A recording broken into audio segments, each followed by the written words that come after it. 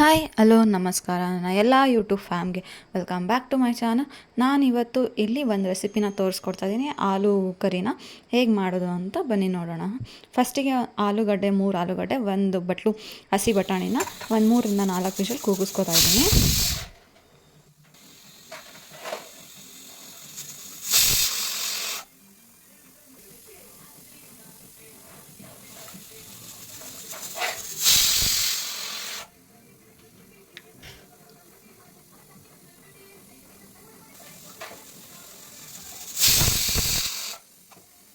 ಈಗ ಕುಕ್ಕರ್ ಕೂಗಿ cool down ಆಗಿದೆ. ಕೂಲ್ ಡೌನ್ ಆದಮೇಲೆ ಒಂದ್ಸಲ ಆಲೂಗಡ್ಡೆ ಬೆಂದಿದೆ ಅಂತ ಚೆಕ್ ಮಾಡ್ಕೊತಾ ಇದ್ದೀನಿ. ಚೆಕ್ ಮಾಡ್ಕೊಂಡಿದ್ದ ಆದಮೇಲೆ ಇದು ತಣ್ಣಗಾಗೋದಕ್ಕೆ ಎತ್ತಿಡ್ತಾ ಇದ್ದೀನಿ.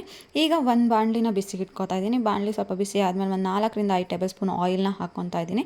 ಆಯಿಲ್ ಬಿಸಿ ಆದಮೇಲೆ ನಾನಿಲ್ಲಿ ಸಾಸಿವೆ, ಜೀರಿಗೆ ಹಾಕ್ಕೊಂಡಿದ್ದೀನಿ. ಹಾಗೆ ಸ್ವಲ್ಪ ಅರಿಶಿಣದ ಪುಡಿ, ಇಂಗು, ಕರಿಬೇವನ್ನು ಹಾಕ್ಕೊಂಡಿದ್ದೀನಿ. ಇದಿಷ್ಟು ನೀಟಾಗಿ ಪಟ ಅಂದಮೇಲೆ ನಾನಿಲ್ಲಿ ಕರಿಬೇವಿನ ಸೊಪ್ಪನ್ನು ಹಾಕ್ಕೊಂಡಿದ್ದೀನಿ. ಕರಿಬೇವಿನ ಸೊಪ್ಪನ್ನು ಹಾಕ್ಕೊಂಡು ಆದಮೇಲೆ ಹಸಿಮೆಣಸನ್ನ ಹಾಕ್ಕೊಂಡಿದ್ದೀನಿ. ಇದು ಸ್ವಲ್ಪ ಸ್ಪೈಸಿಯಾಗಿದ್ದರೆ ತುಂಬ ಚೆನ್ನಾಗಿರುತ್ತೆ, ಹಾಗಾಗಿ ಒಂದು 4-5 ಹಸಿಮೆಣಸನ್ನು ಹಾಕ್ಕೊಂಡಿದ್ದೀನಿ. ಈಗ ಸಣ್ಣದಾಗಿ ಹೆಚ್ಕೊಂಡಿರೋ ಈರುಳ್ಳಿನ ಹಾಕ್ಕೊತಾ ಇದ್ದೀನಿ. ತುಂಬ ಸಣ್ಣಗಲ್ಲ, ಇವಾಗ ಏನು ನಾವು ಚಿತ್ರಾನ್ನಕ್ಕೆ ಹೆಚ್ಕೊತೀವಲ್ಲ ಆ ಥರನೂ ಅಲ್ಲ, ಸ್ವಲ್ಪ ಮೀಡಿಯಮ್ ಸಣ್ಣಗೆ ಅಂತೀವಲ್ಲ ಆ ಥರ ಹೆಚ್ಕೊಂಡಿದ್ದೀನಿ. ಈಗ ಒಂದು ಸ್ವಲ್ಪ ಫ್ರೈ ಆದಮೇಲೆ ನಾನು ಇವಾಗ ಇಲ್ಲಿ ಶುಂಠಿ ಬೆಳ್ಳುಳ್ಳಿ ಪೇಸ್ಟನ್ನು ಹಾಕ್ಕೋತಾ ಇದ್ದೀನಿ. ಶುಂಠಿ ಬೆಳ್ಳುಳ್ಳಿ ಪೇಸ್ಟನ್ನು ಹಾಕ್ಕೊಂಡು ಚೆನ್ನಾಗಿ ಫ್ರೈ ಮಾಡ್ಕೋತಾ ಇದ್ದೀನಿ. ಈಗ ಇದು ಫ್ರೈ ಆದಮೇಲೆ ನಾನು ಟೊಮೊಟೊ ಹಾಕ್ಕೊಂಡಿದ್ದೀನಿ. ಒಂದು 2 ಟೊಮೊಟೊನ ಹಾಕ್ಕೊಂಡು ನೀಟಾಗಿ ಫ್ರೈನ ಮಾಡ್ಕೋತಾ ಇದ್ದೀನಿ. ಎಣ್ಣೆ ಎಲ್ಲ ಬಿಟ್ಕೊಳ್ಬೇಕು ಅಲ್ಲಿವರೆಗೂ. ಇದು ಬೆಂದ ಮೇಲೆ ನಾನು ಇವಾಗ ಸ್ಪೈಸಸ್ನ ಹಾಕ್ಕೋತಾ ಇದ್ದೀನಿ. ಏನು ರೆಡ್ ಚಿಲ್ಲಿ ಪೌಡರು, ಧನಿಯಾ ಪೌಡರು, ಜೀರಾ ಪೌಡರು, ಗರಂ ಮಸಾಲ ಮತ್ತು ಸಾಲ್ಟ್ ಇಷ್ಟನ್ನು ಹಾಕಿ ನೀಟಾಗಿ ಫ್ರೈನ ಮಾಡ್ಕೋತಾ ಇದ್ದೀನಿ. ನಿಮಗೆ ಮಸಾಲೆ ಜಾಸ್ತಿ ಬೇಡ ಅನ್ನೋರು ನೋಡಿಬಿಟ್ಟು ಒಂದು ಅರ್ಧ ಟೇಬಲ್ ಸ್ಪೂನ್ ಹಾಕ್ಕೊಂಡ್ರೆ ಆಯಿತು. ಇಲ್ಲ ಸ್ವಲ್ಪ ಮಸಾಲೆ ಇರಬೇಕು ಅನ್ನೋರು ಜಾಸ್ತಿ ಹಾಕ್ಕೊಳ್ಳಿ. ಬೇಕಾದರೆ ನೀವು ಇದಕ್ಕೆ ಚಕ್ಕೆ ಲವಂಗನೂ ಕೂಡ ಹಾಕ್ಕೋಬೋದು. ಏನು ಆಯಿಲ್ ಬಿಸಿ ಆದಾಗ ನನಗೆ ಮಸಾಲ ಜಾಸ್ತಿ ಇಷ್ಟ ಆಗಲ್ಲ ಅನ್ನೋ ಕಾರಣಕ್ಕೆ ನಾವು ಈ ಥರ ಮಾಡ್ಕೋತೀವಿ. ಈಗ ಇದಕ್ಕೆ ನಾನು ಬೆಂದಿರೋ ಅಂಥ ಆಲೂಗಡ್ಡೆ ಮತ್ತು ಬಟಾಣಿನ ಸ್ವಲ್ಪ ಸ್ಮ್ಯಾಶ್ ಮಾಡಿ ಹಾಕ್ಕೋತಾ ಇದ್ದೀನಿ. ಹಾಗೆ ಅದ್ರ ಜೊತೆ 1 ಟೇಬಲ್ ಸ್ಪೂನ್ ಕಸೂರಿ ಮೇಥಿ ಕೂಡ ಹಾಕ್ಕೋತಾ ಇದ್ದೀನಿ. ಅದು ಒಂದು ಫ್ಲೇವರ್ ತುಂಬ ಚೆನ್ನಾಗಿರುತ್ತೆ ಅನ್ನೋ ಕಾರಣಕ್ಕೆ.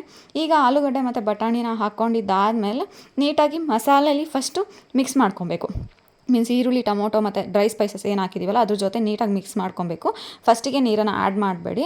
ಈಗ ಇದನ್ನು ನೀಟಾಗಿ ಈ ಥರ ಮಿಕ್ಸ್ ಮಾಡ್ಕೊಂಡು ಒಂದು 2 ಮಿನಿಟ್ಸ್ ಬಿಟ್ಟಾದಮೇಲೆ ನೋಡ್ಕೊಂಡು ನೀರನ್ನು ಆ್ಯಡ್ ಮಾಡ್ಕೊಳ್ಳಿ. ನಿಮಗೆ ಸಾಗು ಕನ್ಸಿಸ್ಟೆನ್ಸಿ ತಿಕ್ಕಾಗಿರ್ಬೇಕಾ ಅಥವಾ ತೆಳ್ಳಗಿರ್ಬೇಕಾ ನೋಡಿಬಿಟ್ಟು ಆ್ಯಡ್ ಮಾಡ್ಕೊಬೇಕು ನೀರನ್ನು.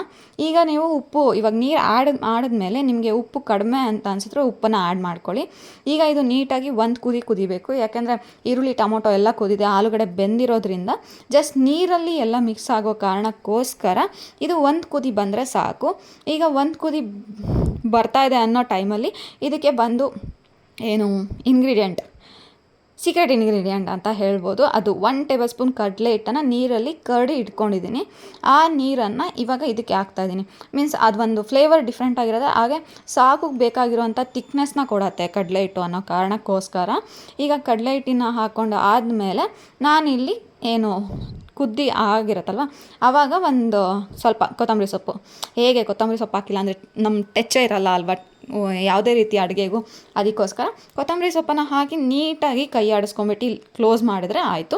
ಒಂದು ಟೇಸ್ಟಿಯಾಗಿರೋವಂಥ ಆಲೂಗಡ್ಡೆ ಸಾಗು ತುಂಬ ಟೇಸ್ಟಿ ಇರುತ್ತೆ, ರೆಡಿ ಆಗುತ್ತೆ. ಇದು ನಿಮಗೆ ಚಪಾತಿ ಜೊತೆ, ಪೂರಿ ಜೊತೆ ಅಂತೂ ತುಂಬ ಒಳ್ಳೆ ಕಾಂಬಿನೇಷನ್. ಈರುಳ್ಳಿ ಮತ್ತು ಲೆಮನ್ನ ಹಿಂಡ್ಕೊಂಡು ತಿಂತಾ ಇದ್ದರೆ ತುಂಬ ಚೆನ್ನಾಗಿರುತ್ತೆ. ಇದು ಒಂದು ರೆಸಿಪಿಯಾಗಿತ್ತು.